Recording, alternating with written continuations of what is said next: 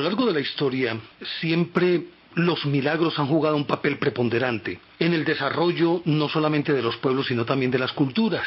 Y obviamente que esto no solamente se ha dado en las religiones formales, en este caso, pongámoslo, las tres grandes vertientes religiosas que nacen de una misma matriz, o sea, el judaísmo, el cristianismo y el islamismo, por mencionar solamente esas tres. No solamente ahí, sino también en aquellas religiones que son paganas o sincréticas.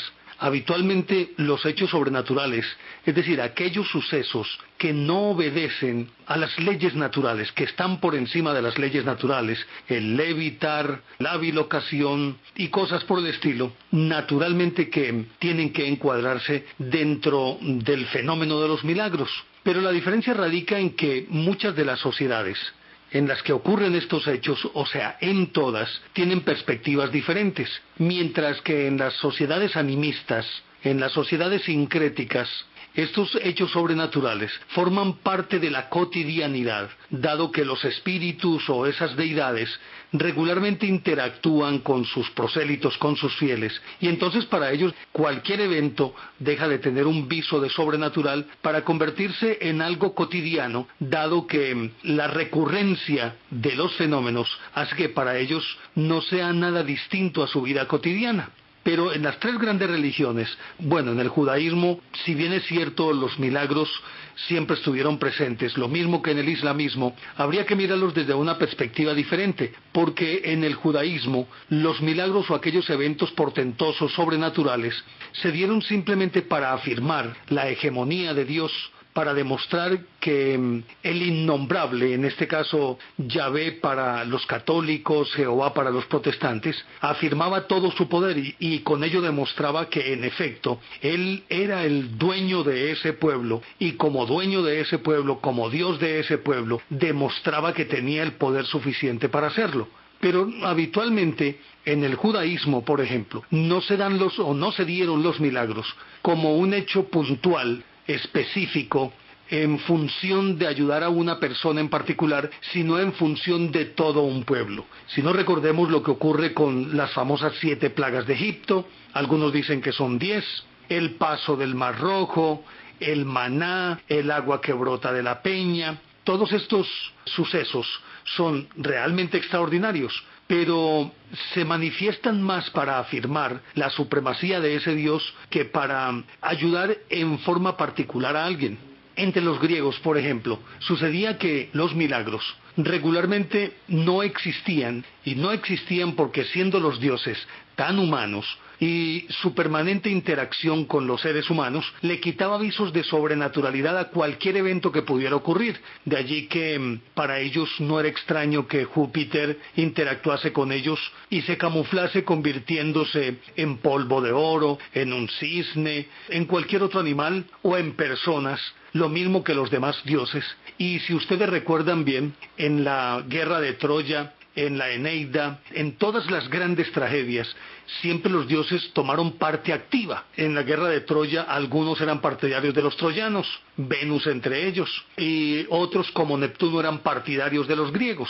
Por lo tanto, ellos no solamente estaban esperando la ayuda de esos dioses, sino que esos dioses actuaban permanentemente en función de sus odios, de sus egoísmos y de sus propios intereses. Estoy hablando de los dioses. Por lo tanto, pues no tenía ningún viso de milagro. Pero ya en el cristianismo, desde los albores mismos del cristianismo, Jesús, Él demuestra todo su poder, aunque Él no afinca su naturaleza divina en el hecho de que haga milagros.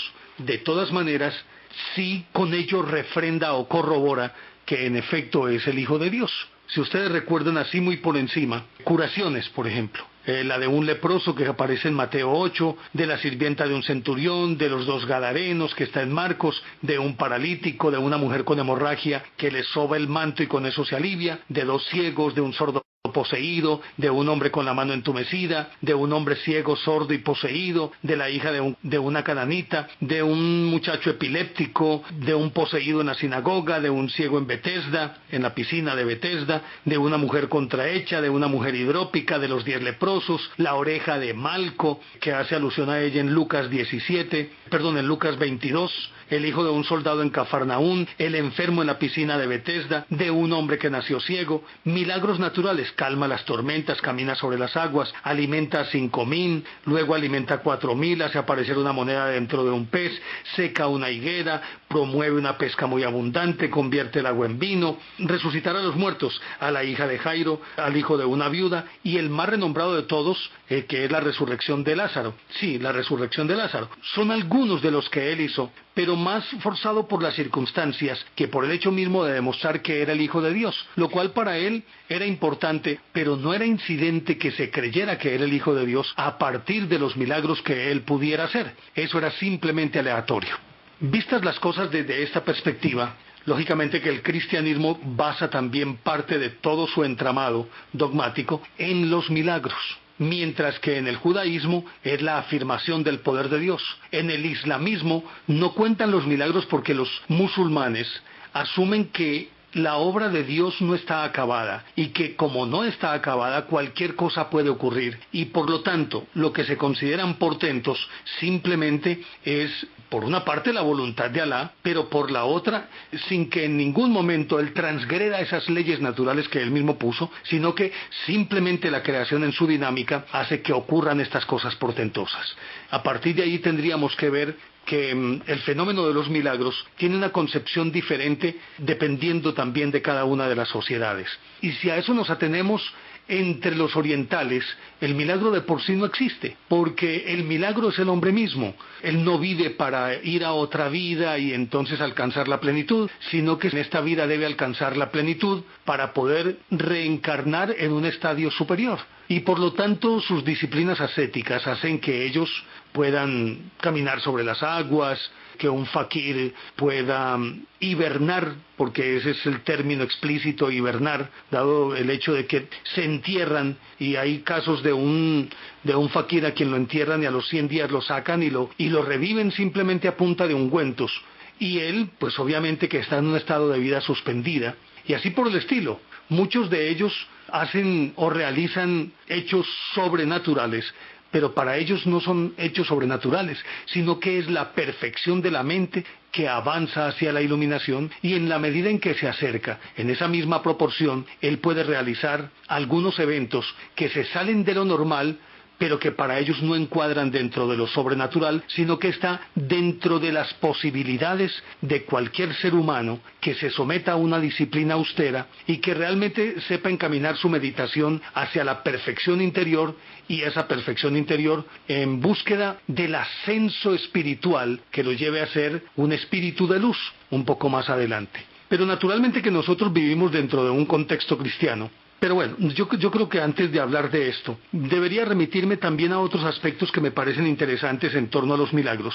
Y es que el milagro concebido directamente entre los cristianos, por ejemplo, y en los católicos en particular, regularmente se remiten a la solución de un problema, de un peligro inminente, de un daño que amenaza a las personas o de enfermedades. Regularmente, quien es beneficiario de un milagro, regularmente es porque ha recibido un favor personal. Ahorita decíamos que en el judaísmo simplemente Dios afirma su poder y se acabó el cuento. Pero en el cristianismo y particularmente en el catolicismo, regularmente son favores personales. Y entonces para una persona no deja de ser un milagro el hecho de que necesite pagar 50 millones de pesos mañana y que por un hecho inusual, extraordinario, después de pedirle a un santo o después de pedirle a la Virgen, se encuentre los 50 millones. O lo llame por allá una persona y diga, vea, yo soy un notario y resulta que un tío suyo lejano le dejó 50 millones de pesos. Necesariamente esto tiene que ser considerado por esa persona como un milagro. O el hecho de que una persona tenga un cáncer y se cure, obviamente sin la intervención médica, y aún a pesar de la técnica médica, y después de ser desahuciado, después de que ya no hay nada que hacer, después de que los médicos se rinden, de pronto de la noche a la mañana aparezca sano, obviamente que esto tiene que ser un milagro para esa persona. Y así por el estilo. Pero es que yo creo que aquí también habría que hablar un poco de la forma como puede operar, y esa es una discusión que se ha dado desde hace muchísimo tiempo, una discusión en la que tercian unos y otros en favor de uno u otro sentido. El que cree que los milagros realmente se dan por el hecho de que al ser rebasada una ley natural, sin intervención humana y en contra de la lógica, de la física, de la química y de lo que sea, pues el hecho de que se hayan quebrantado esas leyes naturales ya de por sí es un milagro. El caso, por ejemplo, de un eclipse o cosas por el estilo, que para los antiguos eso era un milagro, pero obviamente que un eclipse es otro fenómeno natural, pero también la perspectiva de quien lo mira, de quien lo ve, es la que le da la categoría de milagro o no. O que se levante una estatua y levite durante algún tiempo. Estas son cosas que, venciendo las leyes naturales, de todas formas, aunque para los creyentes es un milagro, desde la física puede tener alguna explicación lógica. Pero ya seguimos hablando de esta historia aquí en Enigmas del Mundo. Estamos en Enigmas del Mundo.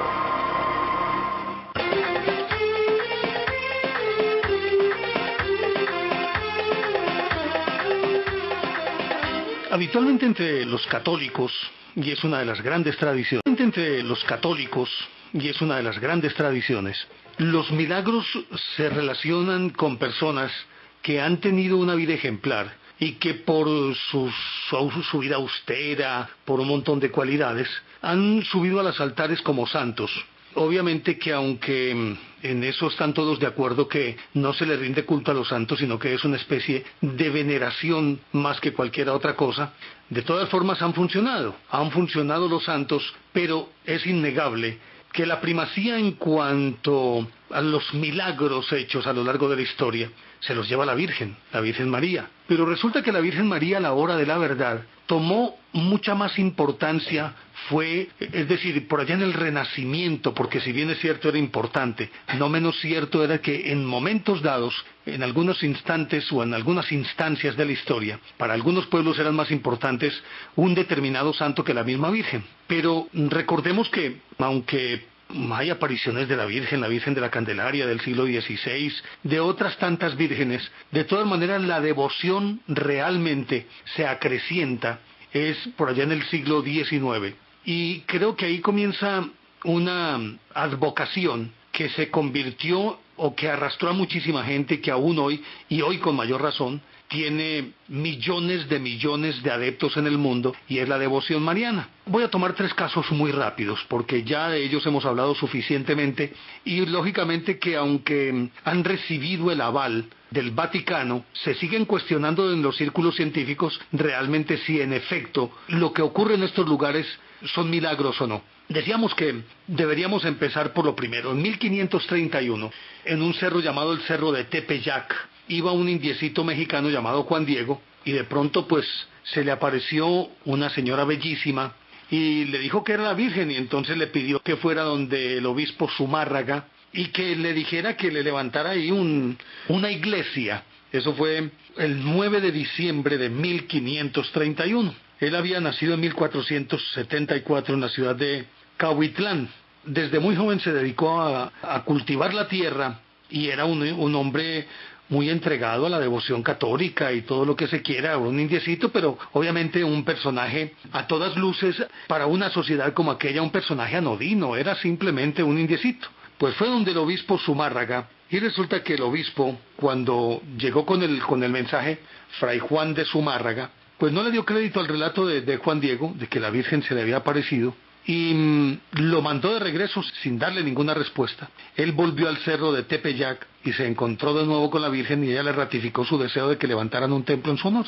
Pues él prometió que iría a cumplir de nuevo su palabra, y al día siguiente regresó a hablar con el obispo, pero el obispo, aunque se mostró un poco más crédulo ante la vehemencia del muchachito en cuestión, o del señor en cuestión, del indiecito, le exigió una prueba que diera fe de la veracidad de esa historia.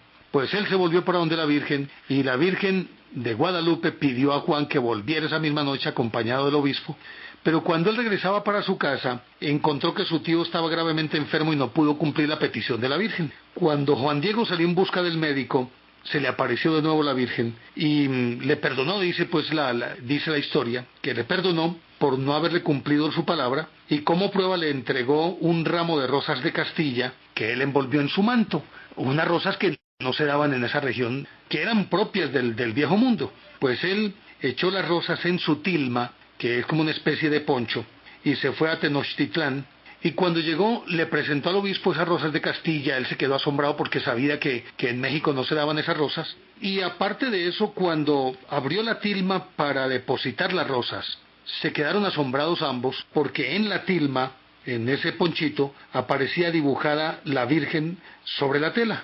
Pues resulta que el obispo de Zumárraga quedó anonadado, se arrodilló, le pidió perdón a la Virgen, y en poco tiempo hicieron lo que tenían que hacer para hacerle la iglesia a la Virgen en ese cerro de Tepeyac. 6 años más tarde, el obispo Pablo III le dio un cierto aval, porque fue justo este papa, fue el papa Pablo III, mediante una bula, aceptó que los nativos tenían alma. Como en el momento en que Juan Diego había visto a la señora, se suponía que por ser indio no tenía alma, pues obviamente que la credibilidad fue mucho menor. Pero ya con esto, pues lógicamente que la situación adquirió un tinte diferente.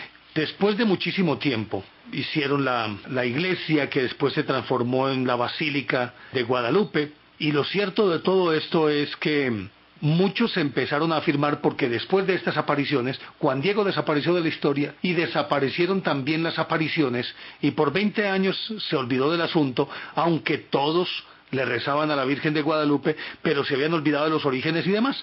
En fin, hicieron la basílica, y después de muchísimo tiempo, la tilma, que es hecha de una fibra como de maguey, obviamente es biodegradable, fácilmente se deteriora. Sin embargo, pasaron los siglos y en principio creían que la tilma era de cáñamo, pero era de maguey o de ixtle.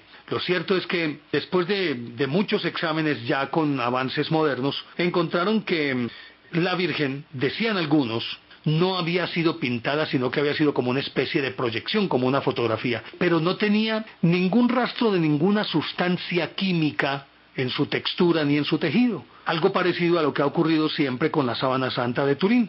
Y luego de hacer algunos exámenes, otros escépticos a quienes se les permitió, la examinaron con rayos ultravioleta y encontraron, pero tiene una explicación, parece que estuvo durante mucho tiempo expuesta casi que al aire y al humo de las velas y a los vientos y al agua, y la gente podía tocarla, besarla, algunos le arrancaban hilitos. Parece que se había deteriorado mucho, pero habían transcurrido ya unos 3 siglos, y sin embargo permanecía incólume la figura de la Virgen sin ningún deterioro. En un incendio, en un conato de incendio, parece que se quemó o se chamuscó una parte, y entonces le restauraron las manos, y ahí donde le restauraron las manos sí encontraron que había alguna sustancia que formaba parte de la pintura, y algunos después descubrieron que unos pintores, 1556 Garza Valdés, y luego en otra fecha, en 1625, parece que la habían retocado, y se hablaba de unas iniciales, Marcos Aquino, Marcos Zipac, Juan Arrue Calzonsi, conocido pintor del siglo XVIII, que supuestamente le habían metido la mano. Después de mucho ir y venir, se ha examinado la tilma, y aunque en esto todavía no se han puesto de acuerdo, algunos afirman que la tilma está incólume, que no tiene un solo pigmento de ninguna sustancia química, mientras que otros dicen que es un fraude.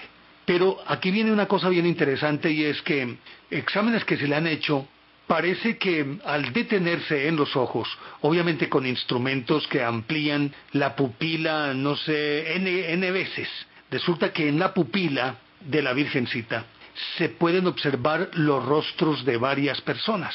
Hubo una discusión según la cual muchos afirmaban que Juan Diego no existió, que simplemente esto fue un infundio, fue un invento de los mismos curas para poder evangelizar a los rebeldes mexicanos, pero que obviamente con un acontecimiento de estos era mucho más fácil atraer a los creyentes a partir de un milagro de estas características.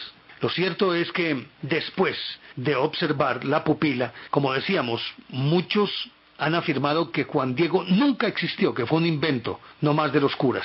Pero resulta que, después de examinar las pupilas, se encuentran algunos rostros, entre los cuales descuella el que evidentemente es de un indio de pelo lacio, negro, largo, flechudo, y la nariz característica, y entonces algunos afirman, y que más o menos concuerda en los análisis, con la supuesta edad que debería tener Juan Diego en el momento en que ocurrió la aparición.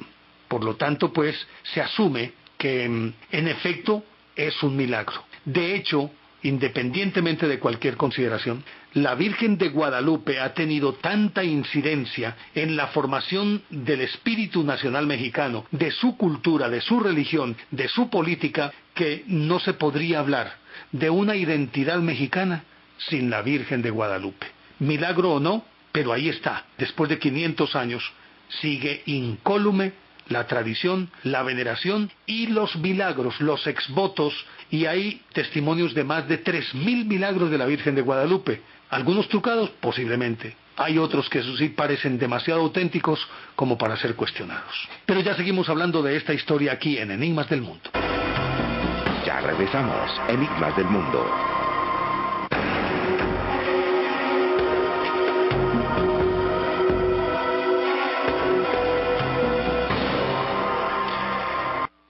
Los otros dos casos que quiero mencionar, como decíamos, esto fue en 1531. Y resulta que en 1858, el día 11 de febrero de 1858, ocurrió otro evento que es quizás uno de los más populares de la historia, por lo menos en Europa y obviamente que por extensión nos ha llegado a nosotros. Ese día, una niña llamada Bernadette Soubirous, una niña endeble, asmática, cuya madre cuando ella nació se había quemado los senos, por lo tanto tuvieron que destetarla muy temprano, enfermiza y supremamente pobre, con un papá que bebía más de lo que trabajaba, y por lo tanto ella como hija mayor tenía que ponerse al frente de la manutención de su familia, entonces tenía que ir a recoger leña, pero aparte de recoger leña, parece que recogían huesos y los huesos se los vendían a alguien y les pagaban bien por esos huesos, supongo yo que era para hacer jabón, en fin, cosas por el estilo. Y resulta que un día, el 11 de febrero de 1858, ella salió con una hermanita y una amiga, su hermanita Toinette y una amiga, a recoger leña, y se fueron a un lugar relativamente alto de las afueras de Lourdes, y allí había que pasar como una especie de un chorrito. Caía, se encajaba en una quebradita,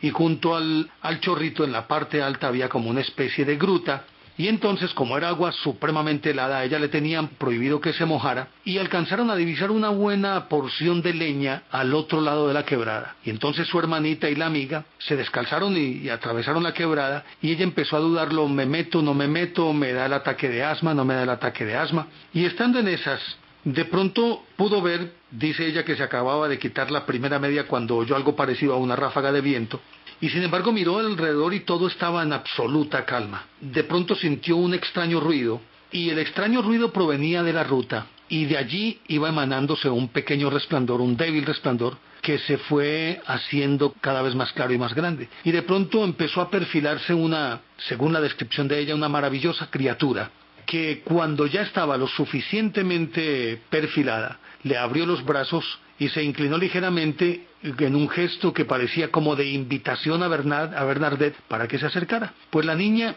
se quedó estupefacta, pero como ocurre, y sobre todo en un pueblo que sea muy crédulo o supersticioso, se mandó la mano al bolsillo y sacó el rosario que tenía allí, la camándula, se frotó los ojos, volvió a levantar la vista porque supuso que era una visión, pero con el rosario en la mano empezó a desgranarlo, e inmediatamente la figura que estaba en la gruta también exhibió un rosario blanco con una brillante cruz, lo levantó hasta la altura de la frente y dio la idea de que se estaba santiguando, lo cual hizo también la niña. Y la niña se arrodilló y empezaron a orar entre las dos.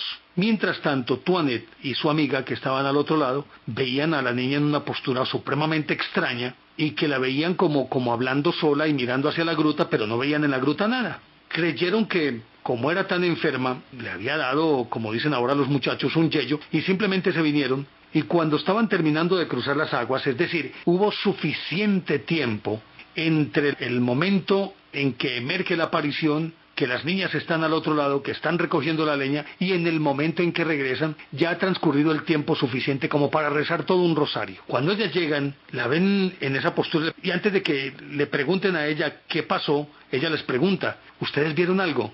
Y ella le dice, no hemos visto nada, te vimos a ti arrodillada y nada más.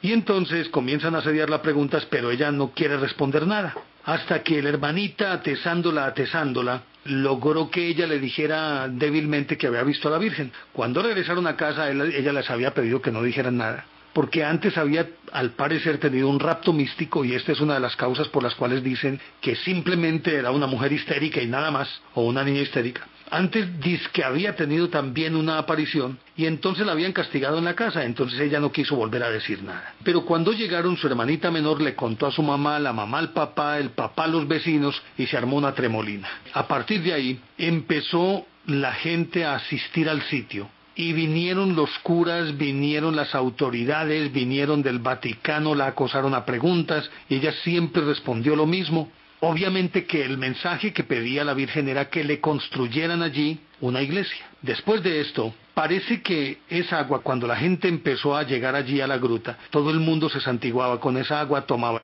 esa agua y empiezan los milagros. Hasta el momento, desde 1858 a hoy, se han dado más de 3.500 curaciones. Y de todo tipo, desde un hombre que queda tuerto y con la cuenca del ojo vacía y se lava con agua de allí, ese fue uno de los primeros milagros, Luis Buriet, e inmediatamente recupera la vista.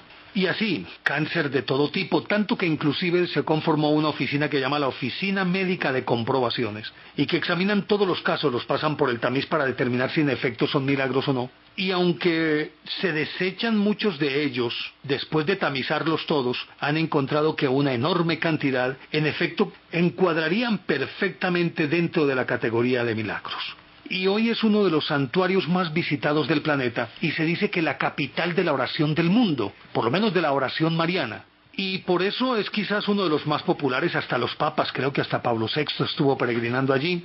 Si no estoy mal, Juan Pablo II también estuvo peregrinando allí. Lo cierto es que a la niña en cuestión la sometieron a todo tipo de pruebas, y a la luz de los científicos de hoy, dicen que simplemente era una muchachita histérica, altamente sugestionable. Pero ella, después de eso, fue a un convento, no sé si tanto por voluntad propia o como por mantenerla al resguardo de las miradas indiscretas por parte de la iglesia, pero lo cierto es que ella misma pasó como a un lugar secundario, porque lo que importó era realmente el hecho de que allí se daban curaciones diariamente. Y como decíamos, van más de 3.000 curaciones, más de 3.500 curaciones desde 1858 a esta parte. Inclusive se cuenta que hasta Benedicto XIV lo puso en duda, y además de ello envió unos emisarios, una comisión, para que reevaluaran todo lo que habían hecho hasta ese momento. Cuando regresaron con el informe, le entregaron una lista de milagros irrefutables, por donde lo miren. Inclusive entre su testamento dejó algo de esta lista, y voy a mencionar 4 o 5 nombres nomás. Luis Buriet de Lourdes había perdido su ojo derecho a consecuencia de una explosión en una cantera. Vasset Supermain Cazeneuve recuperó igualmente la vista. Estas son anotaciones del Papa. Catherine Latapie-Chouin recobró el uso de su brazo derecho, hasta entonces tullido. Justine Ducont, de 2 años, sumergida en el estanque en estado agonizante, se recuperó totalmente y más tarde fue a dar las gracias allí. En fin, todos los milagros que se quieran se dieron con esta Virgen que se aparece en Lourdes. El otro caso del que queríamos hablar es para nosotros todavía más conocido que el de Lourdes. Me estoy refiriendo al milagro de Fátima. Y resulta que el milagro de Fátima es quizás uno de los más socorridos en la historia, aunque ha sido cuestionado por todas partes. De todas formas, no ha podido ser descalificado por los hechos mismos que rodearon las apariciones de la Virgen, también por los milagros y por los famosos 3 secretos. La historia, recuerden ustedes que es de 1917, 13 de mayo de 1917. Lucía dos Santos y sus 2 primos, Jacinta y Francisco, tenían ellos 7 y 9, ella era la mayorcita. Eran pastorcillos del villorrio de Aljustrel, cerca a Fátima, y aunque era domingo se fueron por la mañana a apacentar a sus ovejas, y obviamente que Lucía era la mayor y por lo tanto la líder, y escogió una cañada conocida como Cova de Iría, para apacentar allí las ovejas. Estando ahí en un día relativamente claro, a mediodía la luz se fue haciendo mucho más intensa. Cuando empezó a sonar el toque del Ángelus en la parroquia pues de Fátima, se oía a lo lejos, ellos se arrodillaron a rezar pues la oración y a murmurar la canción del Ave María, y en ese momento hubo un resplandor que rasgó repentinamente el cielo. En principio supusieron que era un rayo, pero luego miraron y el cielo estaba calmo y absolutamente azul. Y apenas había transcurrido un parpadeo, un segundo resplandor mucho más brillante que el primero, y estos empezaron a tener miedo porque, a pesar de que el día estaba muy hermoso, sabían que en esa región se desataban unas tormentas en un momento sin que tuvieran tiempo de guarecerse ni de recoger a su rebaño. Tratando de prever que de pronto se les disgregaran sus ovejas, pensaron que se avecinaba una tormenta y entonces era el momento de recogerlas. De pronto se puso tan claro el día, y desde un pequeño roble situado muy cerquita, sobre el árbol, empezó a flotar la silueta de una joven que ellos describieron más tarde como que brillaba mucho más intensamente que la luz del sol. Y entonces ellos, azorados, trataron de huir, pero la aparición les dijo: no voy a haceros ningún daño. Y Lucía, que era como la más atrevida, le pregunta: ¿de dónde viene vuestra señoría? Del cielo, le responde la aparición. Y entonces se desarrolla una conversación en la que la aparición le dice que es la Virgen y les pide que vayan todos los 13 de cada mes los siguientes 6 meses, y que en octubre no solamente se daría a conocer realmente quién era, sino que era también lo que deseaba. Cuando terminó la aparición, imagínense ustedes en cómo sería, cómo latiría ese corazón. Y Jacinta, que era la más pequeña, a pesar de que había prometido que no iban a decir nada, llegó donde su mamá y le dijo: mamá, he visto a la Santísima Virgen, la he visto en Cova de Iría. Y le dijo: pregúntale a Francisco. Y Francisco le dijo sí. Bueno, se armó tremendo drama. En principio pensaron que los niños estaban locos, después que la culpable era Lucía porque era una embustera, inclusive castigaron a Lucía, la bofetearon, y dele, y se regó como pólvora la historia. Pero ya seguimos hablando de este suceso aquí en Enigmas del Mundo. Estamos en Enigmas del Mundo.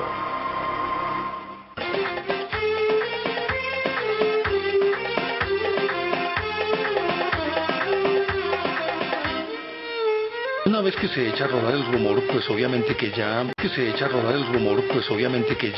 se vuelve una bola de nieve y no hay nadie que lo detenga. Y entonces se entera todo el mundo en Fátima del fenómeno que acaba de ocurrir, y como es apenas comprensible, entonces los niños, Lucía, Jacinta y Francisco, son sometidos a toda suerte de interrogatorios. Y mucho más en un momento en el que Portugal se estaba debatiendo políticamente en una coyuntura en la que pretendían ellos desechar toda idea que tuviera que ver con Dios, es decir, inclusive sacarlo de la Constitución. Recordemos que se estaba dando la revolución bolchevique en Rusia, y pues lógicamente que todos estos pueblos se habían contagiado de esa febrilidad, y por lo tanto pues se pretendía secularizar el Estado, es decir, volverlo más laico que otra cosa. Y por lo tanto, inclusive en algunas provincias ya corría como una especie de, diríamoslo, de directriz que decía: Dios ha muerto, Dios no existe. Entonces, por lo tanto, pues era una coyuntura supremamente difícil. Inclusive algunos de los estudiosos del fenómeno mariano que indican que simplemente esa coyuntura fue la que de alguna manera influyó para que la Virgen volviera a aparecerse. Bueno, lo cierto del caso es que en el siguiente mes, el 13 del siguiente mes, en este caso en junio, la afluencia de público no se dejó esperar y llegaron todos a Cova de Iría.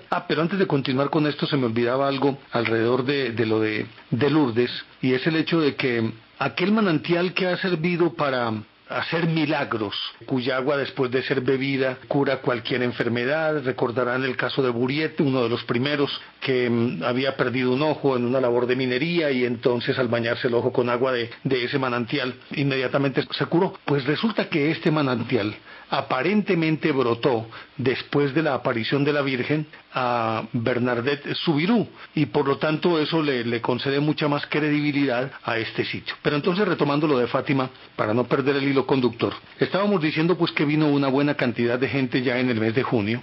Lógicamente que los 3 niños acudieron a la cita, se mecieron los árboles, hubo algunas sensaciones extrañas entre la gente, pero obviamente los niños caían como una especie de estado extático, un rapto místico.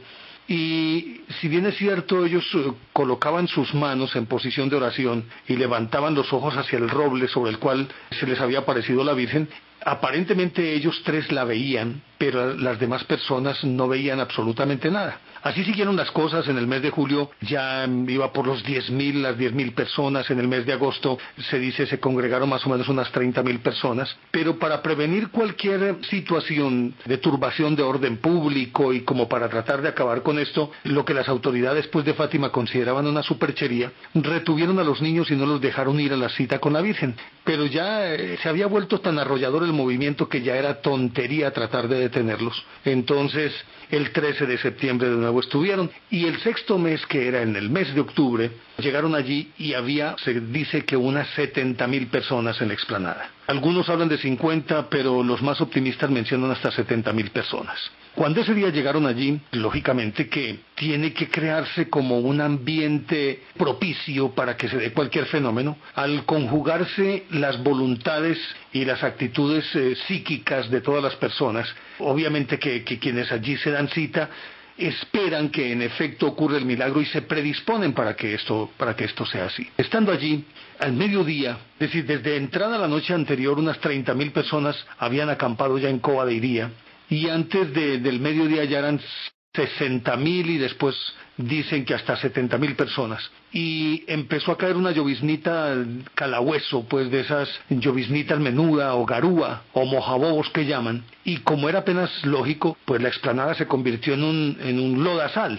Sin embargo, al mediodía amainó un poquitico la lluvia, y estando allí ya Lucía y sus dos primos, Jacinta y Francisco, en la posición que siempre ocupaban, de pronto ven un relámpago. Y la aparición se les hace visible a los tres pastorcillos, y la Virgen le solicita que sea edificada una capilla en su honor, en aquel mismo lugar en donde se había aparecido. Años más tarde, pues obviamente se construyó una basílica que domina el paisaje totalmente. Y de pronto Lucía exclamó: fíjense en el sol. Y más de 60.000 personas empezaron a mirar hacia el sol, y allí se dio un fenómeno supremamente extraño que es un punto de referencia para la polémica que se ha desatado desde 1917. Algunos afirman que es simplemente una alucinación colectiva, otros dicen que de ser así sería el mayor trance masivo de toda la historia. Cuando uno de los periódicos les daba madera, el enviado ese día de ese periódico escribía que de qué forma el sol ha danzado en Fátima en pleno día. Así era uno de sus titulares, y describe este hecho como un prodigio. Lo cierto es que de acuerdo con la descripción, y más bien voy a leerla, la descripción es así: eran casi las 2 de la tarde, instantes antes el astro, es lo que dice el cronista de ese periódico de Oséculo, el cronista se llama José Prosenca Almeida, y dice: eran casi las 2 de la tarde, instantes antes el astro había logrado taladrar la tupida masa de nubes que hasta entonces lo habían mantenido oculto, y empezó a brillar clara e intensamente. Como todo el mundo, me di también la vuelta de cara a ese imán, que parecía subyugar las miradas, y pude verlo lucir como si fuera un disco de nítidos bordes y perfilando una arista muy viva, pero sin que aquello llegara a deslumbrarme ni a dañarme la vista. Pude escuchar allí mismo cómo alguien comparaba al sol con un disco de plata mate, lo que considero bastante inexacto. Tenía una tonalidad mucho más clara, inmensamente más brillante y rica, irisada, como el oriente de una bella perla. No se parecía en nada al aspecto de la luna en una noche transparente y diáfana, pues se le advertía y hasta sentía incidir como un astro pletórico de vibrante vitalidad. Tampoco era tan esférico como la luna, ni tenía su estática luz empañada por sombreados de la superficie. Relumbraba más bien como un disco plano y bruñido, como si lo hubieran recortado del nácar de una concha marina. Esta no es ninguna banal comparación inspirada en la poesía de Tres al Cuarto. Mis ojos lo veían realmente como lo describo.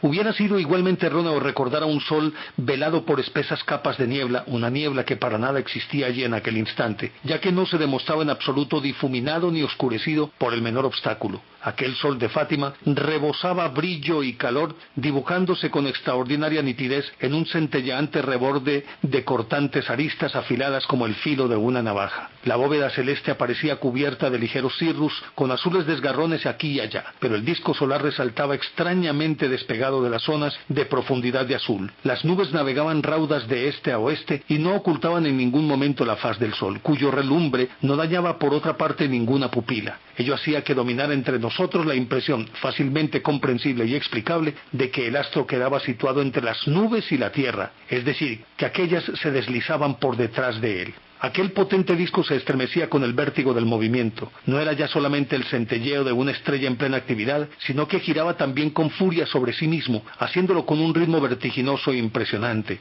Volvió a escucharse un inmenso clamor que brotaba de la multitud, algo sobresaltada por una angustia acongojante, porque sin abandonar su insistente movimiento rotativo, el sol parecía separarse cada vez más del firmamento y, adquiriendo ahora un tinte rojo sanguinolento, precipitarse veloz hacia el suelo, amenazando aplastarlo todo bajo su inmensa mole ignición. Aquellos fueron unos segundos de terrorífica angustia. La impresión dominante es de que aquello nada tenía que ver con un eclipse de sol. Todos los fenómenos que acabo de reseñar, termina su larga descripción reducida aquí a los más sobresalientes párrafos, fueron observados por mi parte con espíritu tranquilo y sereno que logré mantener exento de toda emoción. Dejo a otros la incumbencia de explicarlos o interpretarlos. Hasta ahí pues este texto escrito por el doctor José Proenca Almeida, enviado de uno de los periódicos más radicales en su oposición al milagro de Fátima. Este ha sido tema de discusión a lo largo de cerca de un siglo, el que si en efecto ocurrió o no ocurrió allí un fenómeno extraño, porque el sol además pendulaba de una parte a otra parte como si fuera el péndulo de un reloj, oscilaba y entre un extremo y el otro había un arco supremamente grande que sin embargo lo recorría en cuestión de instantes, más los cambios de tonalidades, más las nubes que pasaban por atrás de él, no delante de él, sino por atrás de él. Todo esto, pues, lógicamente, ha sido materia de estudio, y muchos asumen que simplemente fue una alucinación colectiva, dado que estaba ya, dijéramos, lo creado el ambiente, o propicio el ambiente, para que todas las personas que allí estaban asistiendo a este evento se predispusieran para que algo extraño pudiera ocurrir. Y a lo mejor, de acuerdo con lo que dicen los escépticos, no ocurrió, sino que uno ve lo que quiere ver. Hasta aquí esta historia de Fátima, que entre otras cosas ya ustedes recuerdan, se remata con que la Virgen le entrega 3 secretos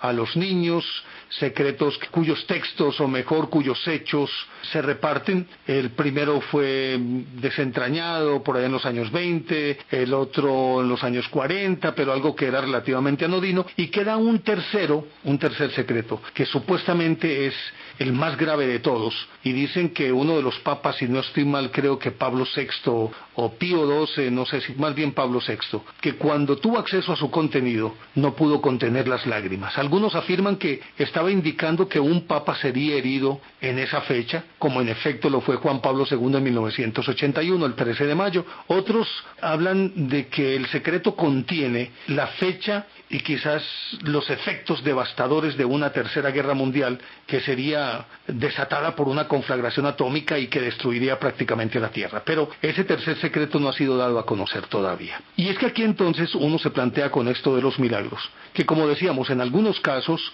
en el caso de los judíos es la afirmación del poder de Dios.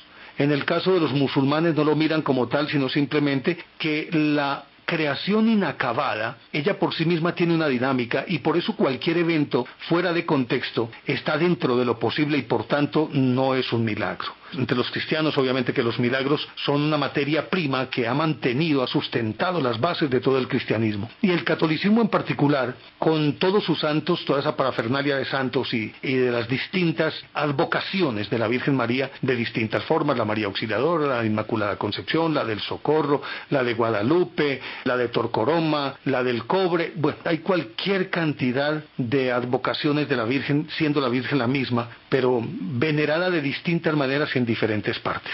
Lógicamente que esto lo lleva a uno a la reflexión, porque además hay otro aspecto que me parece bien interesante. Muchos de los hechos que se consideran milagros, a la luz de la ciencia, o hoy la ciencia, los define simplemente como alteraciones de tipo psicológico, que al individuo crear una fuerte corriente energética interior, en la que él cree con todas sus fuerzas que el milagro se está dando. Simplemente el cuerpo tiene mecanismos que le permiten regenerar tejidos, combatir enfermedades instantáneamente, y por lo tanto, entonces no se asumen como milagros, sino que simplemente la persona genera una especie de energía interior que es capaz de sanar ella misma, y por lo tanto no hay ninguna intervención divina. Inclusive hay algunos santuarios en los que, por ejemplo, casos como de un brazo seco que recupera el movimiento, es simplemente una disposición psicológica, devolverle la vista. Se sabe a ciencia cierta que hay muchos casos en los que una ceguera puede ser producto de un hecho traumático de la infancia o en cualquier época de la vida, que simplemente generó esa ceguera, pero que es una ceguera reversible, y así por el estilo. Las que no se discuten, y aún así también algunos de estos casos todavía son materia de estudio, son los que tienen que ver, por ejemplo, con el cáncer. Hay formas de cáncer que evidentemente se curan y que no tienen ninguna explicación médica. Pero de acuerdo pues con las conclusiones a las que llegan muchos científicos, es que ya los milagros tienen una enorme carga psicológica, y que cuando se da el hecho de que hay una multitud en función de ese milagro, la misma predisposición psicológica de todas las personas que están generando una enorme energía, esa energía se concentra y produce estas alteraciones, ya sea que transgredan las leyes universales o que generen diversos tipos de reacciones que encajan dentro de ese catálogo de milagros, pero que a la hora de la verdad no es otra cosa que una sugestión masiva que hace que un hecho se dé precisamente por la energía que se genera en torno a ese hecho. Y yo creo que ese es el primer ingrediente, el más importante de todos: que haya fe, que se crea. Cuando alguien cree, el milagro se da. Y no importa cuál sea la vertiente religiosa a la que pertenezca, no importa nada de eso, simplemente la fe es la que genera el milagro. Bueno, llegamos al final de nuestro programa. Queríamos hablar un poquitito de esto, pero muy por encima, porque esto tiene mucho de largo y